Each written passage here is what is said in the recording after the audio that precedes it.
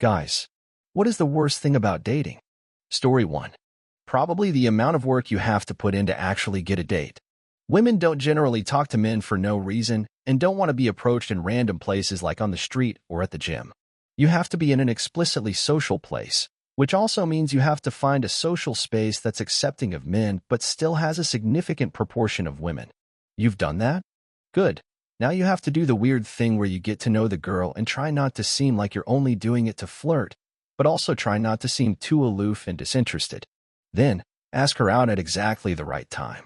Too early, you'll reframe every previous interaction as a disingenuous attempt to sleep with her. Too late, she'll already only see you as a friend. By the way, most women will reject you regardless. It's fine, they have a right to be picky, but it kinda sucks that if that happens things get really awkward between you two, and you can't really be friends anymore. Story 2. I grew up in a time without Tinder and all these matchmaking programs that are popular these days. In short, if you were interested with someone, you had to actually know them in person first, and you had to have the guts to approach them and make a move, and of course, have the emotional maturity to accept rejections right in your face. Personally, the worst experience I had was also the most wonderful one. I found the perfect match, seriously, she was perfect in every way. Talented, beautiful, kind, smart, loyal, very thoughtful and sweet. The problem was I had obligations to fulfill and I would have to go to a very far away place, so there was no way the two of us would really ever be together in the future. Still, she chose to be with me for the years that we could be together. In the end, knowing that I could never be with this perfect person forever was sad, but at the same time, knowing that she honestly loved me and she became a huge part of my life for a long time makes me feel happy even now.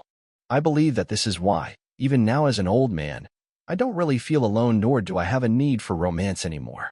I've already experienced love, and that's more than enough for me. Story 3. Your sheer disposability.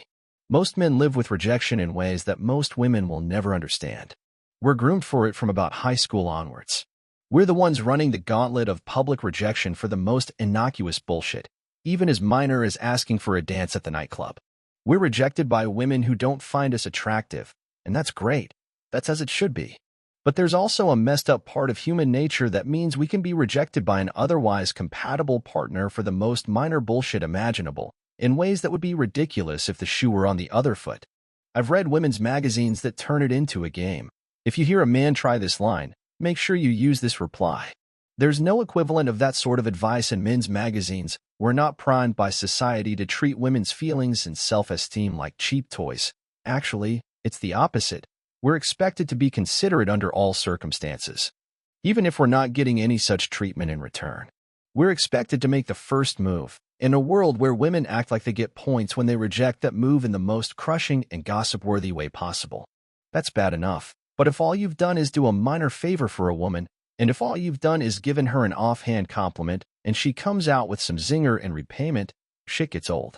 I've seen situations where men have been preemptively rejected by women who assumed that they would inevitably end up being attracted to them, so they draw a line in the sand straight away. Probably the worst, though, is when you're rejected by a woman who it turns out was actually attracted to you. It's happened several times in my own life, and it's always bewildering that they break it off, and that they then get back in touch further down the line letting you know they miss you. Again, very few women will be able to relate to that sort of experience themselves. What's also bad about dating are the expectations on us. We're expected to pay for it all, even though women would also have us believe they like dating as much as we do. We're expected to pay for it all even though the woman could literally just be using us for a meal for that night, with exactly zero intention to treat it like a date. We're expected to ask the woman out even though most of our lives are littered with stone-cold and even publicly circulated rejections. And we're supposed to always make the first move, regardless of whether or how much we've been stung in the past. I think both sexes would understand what the other goes through if they could just live as a member of that sex for a little while, and that's as true for men as it is for women. Women have their own unique problems, but make no mistake that there are aspects of being a man that would leave women appalled by the conduct of members of their own sex if they could experience them for themselves. Story 4. In all seriousness, women expect more than men at first. I think it's their way of testing the waters and seeing if their expectations are met. The problem happens to be that many women have these crazy high expectations and they don't understand statistics well enough to realize the majority of guys aren't taller than 6 foot and a lot of guys don't even come close to making over six figures. Dating has become way too superficial and the point of dating is about finding someone who you want to spend the rest of your life with. Well, for most of us, it's turned out to be a long interview process instead of a fun, enjoyable time. I blame the dating apps for inflating everyone's self-worth and manipulating people into thinking they can get anything if they look long enough. It's all BS and crippling the dating scene. Story 5. Dating apps. Women have hundreds if not thousands of matches. Men have like a dozen or so. Some of my more attractive friends have 80 to 100 or so. It makes men feel unwanted and women feel overwhelmed. Then once you're talking, there's a complete disconnect 99% of the time. I know men are horrible to women on dating apps, but women have been pretty damn awful to me on there too. Probably a half dozen times when I've sent an icebreaker, I've literally gotten you as a response. The amount of times I've been ghosted after a few days of talking, even when it's seemingly going good, it's insane. Or the amount of times I've started a conversation where they just respond with K or WYD or cool. I came to the point where I just took that as they were uninterested, even though sometimes they'll message back a few days later with a hey, like they want to talk again, but then they just do the same thing. I have had a few good dates and even relationships from dating apps, but I'm done now. The negatives far outweigh the positives. Story 6. I come from a time before dating apps and honestly women were always like that. It just got way worse once communication was free and worse again when it was 24/7.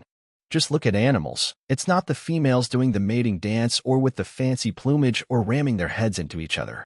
Sure, it's possible to not follow animal instinct, but that's more often than not dysfunctional. It's actually even worse now because women will make fun of men trying to entertain them even when they demand it. E.G. complaining about their actual boyfriends playing music at them, or writing they had to read, or makes plans that aren't surprising enough or too surprising. Other day, I was reading dozens of women who recounted getting angry at their fiancés for telling them to dress up so they intentionally dressed down, and it turned out they were being proposed to. And then they got upset at that because now they were dressed in a T-shirt for their proposal video and pictures. Story 7. You're jumping through a million hoops to no avail, so instead you turn around to focus on yourself and invest into what makes you happy, which works for all of 5 minutes until you realize, wait, I did this already. I'm happy with myself, and it doesn't fulfill the basic need to be close to other people. Friends don't make up for partners and intimacy either, so you go out again and have another attempt. Maybe it works for a while, maybe nothing happens at all, and you are still pouring effort into this like a madman. Still going strong with the self-improvement? Here's a bunch of people who think you're not good enough anyway. And then some random asshole tells you to stop searching so you can find, and how the one shows up when you're least expecting it. And that bullshit has never helped anyone ever, so now you're getting somewhat desperate and turn to online dating. And what can I say? Welcome to hell. It's gonna get so much worse from here. How do you know you're too lonely? When getting back with your ex starts to sound like a good idea. I can't wait for this shit to be over. Being married and never going through dating hell again sounds lovely. What do you think?